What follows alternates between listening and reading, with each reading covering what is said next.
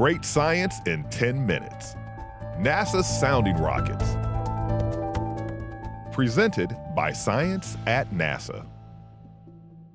The spectacle of a mammoth rocket breaking the surly bonds of Earth takes our breath away.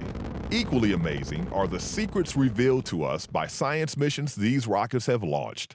And NASA puts careful thought into what kind of mission will best achieve that science. Sometimes a large, multi-instrumented mission on a giant rocket is the best way to go. But other missions are better suited to a smaller, less expensive rocket as the key to getting a quick answer to a tightly focused science question. Like a sounding rocket. A sounding rocket is an instrument-carrying rocket designed for research, such as taking measurements and performing scientific experiments during a suborbital flight.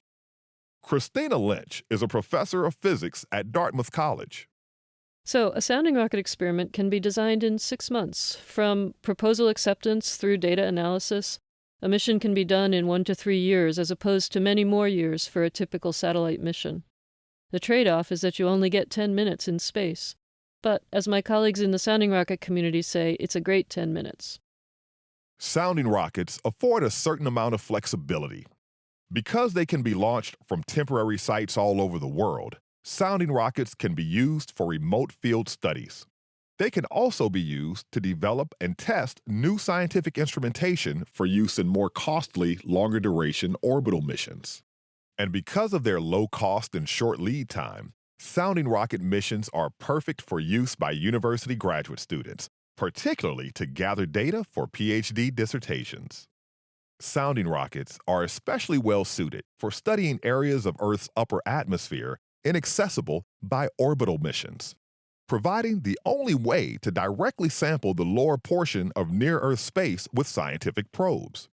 Furthermore, they are ideally suited to position an experiment for an up-close look at auroras, beautiful green curtains of light that sometimes dance across the night sky. While auroras can be wondrous to behold, they are sparked by geomagnetic storms with potential side effects such as satellite malfunctions and power outages. Telecommunications, air traffic, power grids, and global positioning system signals are vulnerable. So, understanding this layer of near-Earth space is vital. Sounding rockets are used to get above the part of the Earth's atmosphere where we live and breathe. Above 60 miles, or 100 kilometers, the atmosphere includes an electrically charged gas, where charged particles flit around, collide, respond to magnetic and electric fields, and produce the aurora. These northern and southern lights appear flame-like, but the movement looks slower than that of a flame, and their structure can be more orderly. We want to understand this movement and structure. Is the movement fast or slow? Why, and where is it going? Lynch is working on a sounding rocket mission that could provide some answers. Isinglass, short for ionospheric structuring, in situ and ground-based low-altitude studies. Launched on March 2nd and is one of about 20 sounding rockets that NASA will be launching in 2017.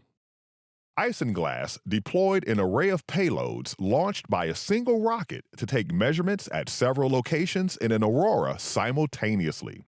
Understanding what the aurora's visual patterns signify within the aurora itself can serve as an analog to help scientists understand what's happening farther out, even extending this information to auroras on other planets.